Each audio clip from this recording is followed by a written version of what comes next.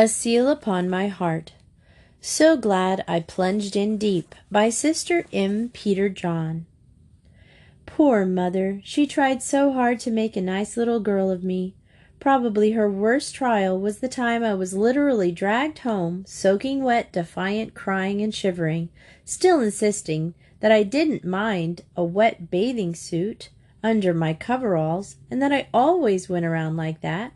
After all, I was a very mature 9½ almost 10, and I had done a wonderful thing in spite of my earache. I had managed to do some sort of dive from the high diving board with Denny. The fact that the high board was enough to alarm even great big boys pleased me immensely, but the fact that Denny broke his leg on the last part of the attempt was enough to depress even a 9½ almost 10-year-old. My earache got worse, and Mother grew more concerned by the moment, and my father began getting me ready for the hospital.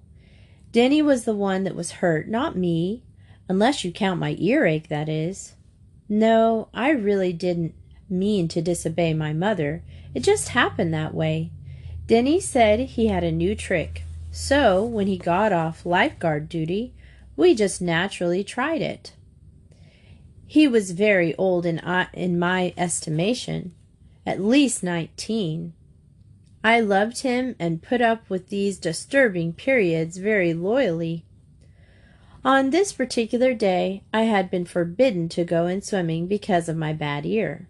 It had been lanced a week previously and was just a little sore, nothing serious, I thought. But when Denny suggested the new trick, the fish in me responded before I thought. And that was when it happened. The next moment was the beginning of my search for God, and the beginning of my desire to possess Him totally, the beginning of my life.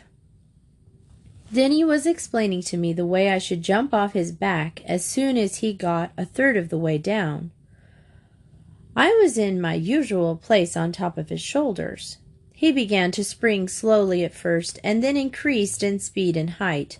I never looked down during this warming up process because I was too frightened, though I would have rather died than acknowledge that fact. Instead, I looked straight out in front of me, and this day I prayed even harder than usual. Then the terrible remembrance of my mother's order, "Darling, not today. No, you mayn't go in today," came upon me. "Dear God," I prayed, "I just remembered I'm not supposed to go in. Dear God, don't let anything happen to me. Don't let Denny make a mistake. And God, please come from behind the cloud. And God, please fix everything forever." Somehow I always thought of God as being in the clouds or behind them. As I prayed, I knew that God actually was there with Denny and me. I always loved God, but somehow I felt extra close that moment. I still remember the impression vividly. God would always fix everything. I need never worry. It happened in a split second. I came up all right, and then I looked for Denny's blond head to bob up too. I couldn't find him. People were gathered at the corner of the pool by the small boards. I knew something had happened, something bad. Mr. Jackson made a big fuss over me and felt all of my bones to see if they were broken. He said he felt responsible because he managed the pool. He kept mumbling something I didn't understand, things about fate, I think. My ear began to pound fiercely.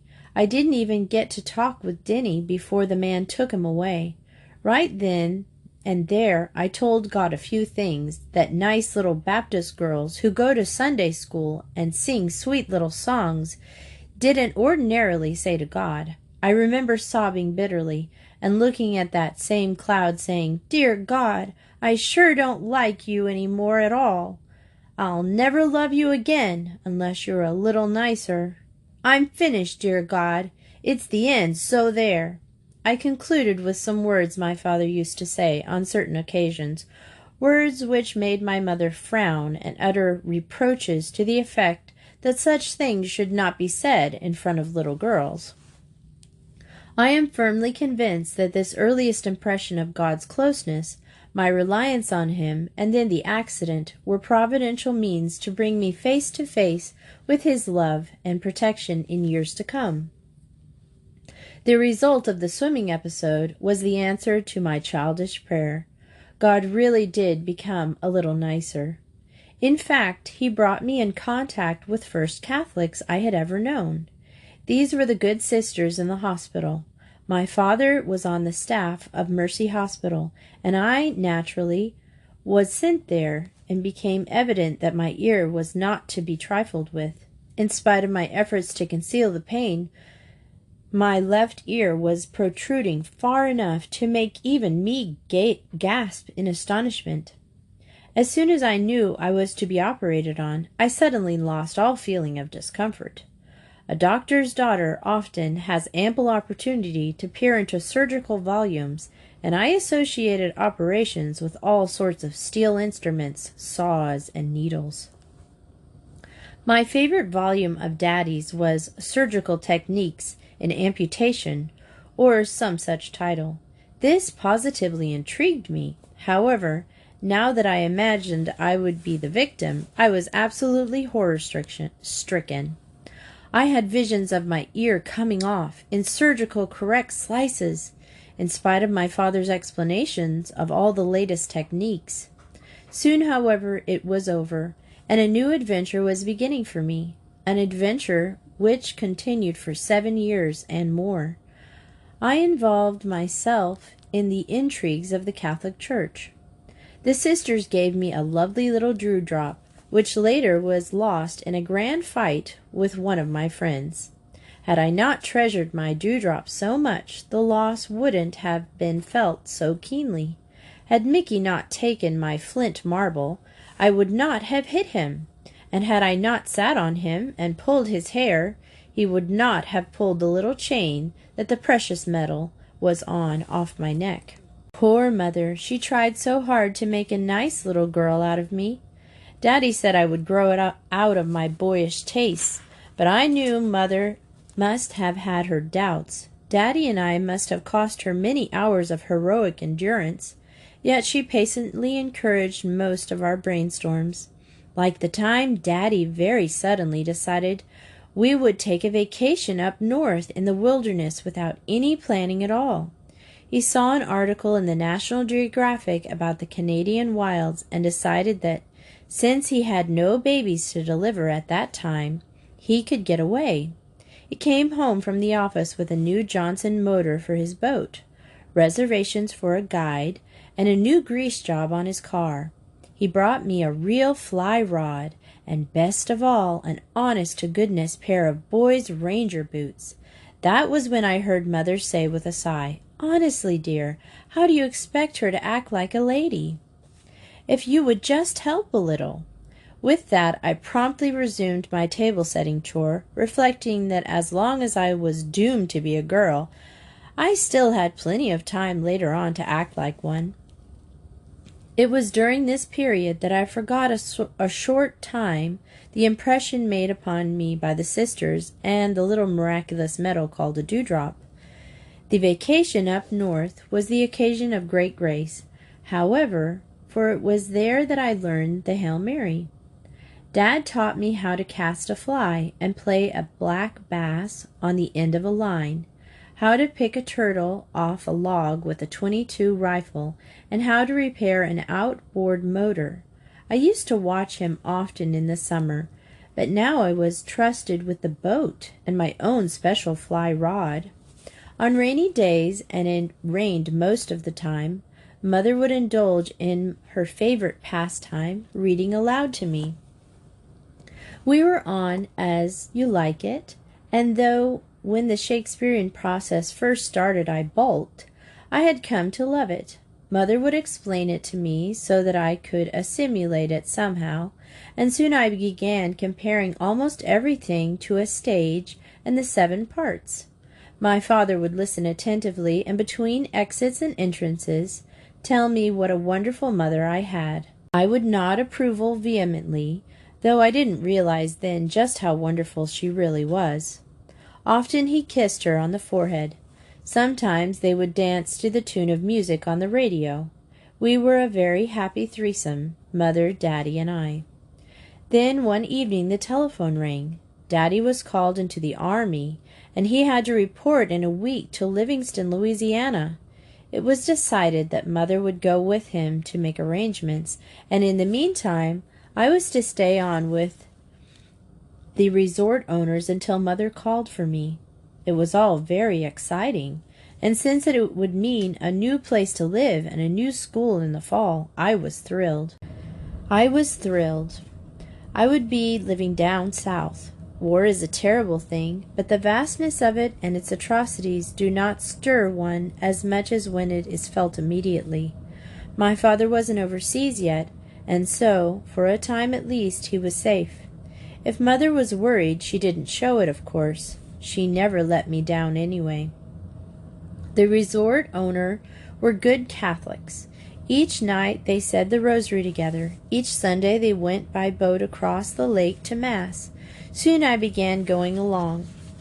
I learned the Hail Mary, did not eat meat on Friday, and I knew how to go to confession. This last piece of information I obtained from a prayer book which was just lying around. From then on, for a period of 2 or 3 weeks, I would confess to God all my transgressions according to the little black book I had appropriated. When Louise, the resort owner's daughter, tried to find it, I told her I just couldn't imagine what had happened to it. In confession, I would add, "And I stole this book, God." These confessions had such an effect on me that I even made an effort to become more ladylike. Of course, I never succeeded completely, but I did return the black book. The new school in Alexandria, Louisiana, was a wonderful experience for me. Here I really began to grow up. But then my father was transferred to Texas. Because this happened in the middle of the school year, Mother deemed it wise for me to continue my schooling in Alexandria while she went with Dad. To broaden my education, as my father put it, I was to have a temporary guardian, a kosher Jewish family. They were army people, a lieutenant and his wife. I began to feel the loneliness for something which I didn't understand. That something was God. An army town is a fascinating place, especially for a 14-year-old girl. I had an allowance and a great deal of freedom. I could have been bad if I wanted to. It was simply God's providence watching over me that nothing happened, and I didn't. The next school year I spent in Texas. From there we moved to California. Dad was sent overseas. It was in Pasadena Opera House that I began to want the church. It was a warm spring evening. Mother and I were walking hurriedly to be on time for La Boheme. Since I ushered, I had to be there early. Each time we went to the performance, a little of the excitement clung to me for weeks. La Boheme is a sad opera, and Mother wasn't at all impressed. She said that Mimi's dying aria sounded like the One Meat Ball, one of the popular songs of that time. I was very much touched by it, on the other hand, and I thought her comment just very. On the way home, the thought of death played on my mind. We used to walk home on nice evenings, and this was a nice evening. It took me 14 blocks to remember that Hail Mary and how it ended. Hail Mary, full of grace, the Lord is with thee. Blessed art thou among women, and blessed is the fruit of thy womb, Jesus. Holy Mary, Mother of God, pray for us sinners, now and at the hour of our death. Amen. I knew it had something to do with death, and I liked the concept of death. I felt much better to think that maybe Mary prayed for people like Mimi. From that moment, the Hail Mary came back to my mind. I repeated it often during the day that followed. Graduation from high school held no great interest for me, for my heart was already in college.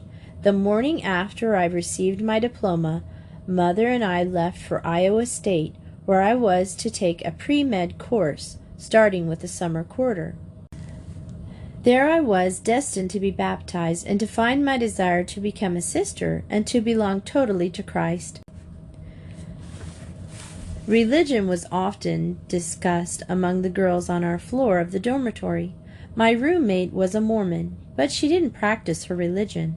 The two girls down the hall were Catholics, but the girls in the room opposite mine were Methodists, and our house mother was an Episcopalian, and I simply was. I called myself a Christian, but of no denomination. My religion consisted in talking to God now and then, going to church infrequently, and roundly denouncing my Catholic friends for saying they were Catholic, since they didn't go to Mass. They should be either good Catholics or none at all, in my estimation. My impression of the Catholic Church was that it was a grotesque red scepter of formidable proportions, which enveloped one so completely that one could never escape. I respected it and loved the Hail Mary, but as far as investigating its doctrine was concerned, I felt that once I did, I would be compelled to believe it. Not forced to enter the church, but compelled to subject my poor weak will to the discipline of centuries. I certainly didn't want that, but it happened. There was a priest on campus who took care of the Newman Club, and who was also a very good buddy to the Navy V-12 unit of campus. One day, after an inspiring lecture on the evolutionary tendencies of man, a group of us wandered over the student union for a Coke. The boys were quite excited and thrilled with the idea of man's development and what was to come. I considered it very intellectual and also very empty. When I met Father Joe, some of the vets knew him and introduced me. When they brought up the subject of evolution, the priest explained the Church's stand and the infusion of the human soul that I liked. It was reasonable, so I grabbed at truth. I found it refreshing, strong, and challenging. Grace always is. From then on, I read everything about Catholicism I could get my hands on. I even started by robbing the vestibule of St. Cecilia's Church of our Sunday visitor. Why, pamphlets, and other reading matter. These I didn't pay for because I would never be caught giving anything to the reddish-brown scepter. Still, I could not resist it. It began to lose its terror. I began to want it terribly. I was baptized after a late afternoon zoology class. I shall never forget the April afternoon. In my suit pocket was a carefully tucked a list of my sins. I tried to memorize it thoroughly, and I thought I had succeeded. I reviewed it all the time. I was trying to find subclavian arteries in pigs. When the time came, I forgot everything. Then it was I learned that confession is not a memory job. It's a simple telling process, very much as I used to talk to God about the black book I had taken. Some of my most precious memories of the road to religion were those early morning walks to St. Cecilia's for Mass and Holy Communion. I could never be grateful enough for my faith. God was neglected by so many, and I wanted to do something about it. That summer, amid fruit flies and rat cages, I managed to read the lives of many saints. The life of Father William Doyle impressed me greatly, as did the life of St. Francis. I decided that I would be a Franciscan, and that I must become one right away. If I had to finish the summer quarter, at least I could begin to live my ideal. I tried, and I failed. I all but climbed a pillar like St. Simon Stylite. I was very foolish, but I was a Catholic. The Imitation of Christ had a profound effect on my life. I read it over again and again. Soon my taste for cars and clothes and homecoming dances began to disappear. Christ alone mattered. I didn't see why there weren't more like St. Francis in the world, but then I was very immature, and there were a lot of things I didn't see. June came. My bank account receded. I spent a very sleepless night after I received a letter from the bank telling me that I had overdrawn my account by 92 cents. Then I got a job detasseling corn at the wage of 50 cents an hour. My appearance was appalling. Red like a perched beet, hands cut from the sharp leaves of the corn. But I was happy, and I was actually earning money. It was after a hot, wet day in the fields that I betook myself to the chemistry lab to make up an experiment. There, reading over some notes, was a Franciscan nun. Maybe she could tell me how to go about becoming a nun. I had been a Catholic for only 2 months, but that was my ideal. It would be a glorious adventure. It still is, and always will be. I learned that the sister was saying her office. She told me that I should write to the Mother General. That night I did. It was as easy as that. I might add here that there was no struggle in my case. If there was any struggle at all, it was before I became Catholic. Sometimes I fought with myself then, but now I saw that what I really wanted: to become holy, to glorify Christ, to be one with Him and help save souls. It was a question of gaining something infinitely higher than what I had, something I am at a loss to explain. Once one has seen God's lovableness, everything else is dross. When the closed list came, my roommates found it. Then there were parties and gifts. My friends didn't laugh. They might have wondered, but they didn't laugh. The Mother General said I might come in September, though it was unusual to accept converts so soon after baptism. Now my parents had to be informed, and that was going to be hard. I tried to explain what I had found, but of course they didn't understand. Yes, my home was happy. I had everything satisfy me. Yes, I liked dances and socials. No, there was no disappointment in my life. If things had been otherwise, people might have seen a reason for my leaving, but I seemed so happy. Finally, Mother gave her consent, saying that I could always come home. Dad reluctantly gave it too. Both of them were prompted by very unselfish motives. It wasn't so much the idea of losing me that they minded, for they expected that to happen some day anyway. It was the fear that I was engaging in something that would spell misery and unhappiness for me. They needn't have worried, and they realize that now. They love all my sisters in Christ as I love them. They are proud to have a nun for a daughter, and I am proud of them too.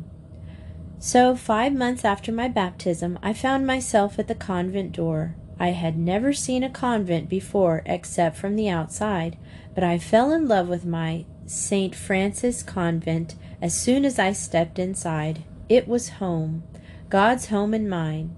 And that's the story. Happy? Of course. The love of God is like a flame. You can't explain its fire, and you can't tell why it burns so relentlessly in such a one as yourself. It just happens, like falling in love. And why He chose me out of so many is His secret, and mine to thank Him for. It's like the glorious adventure I mentioned before. Each day is filled with new challenges, new opportunities to become like Christ, like St. Francis. A day, what a wonderful creation of God! For a day means time, and time means opportunity, opportunity that sends us soaring, leaping, bounding, higher and higher still to God. I'm so glad I plunged in deep.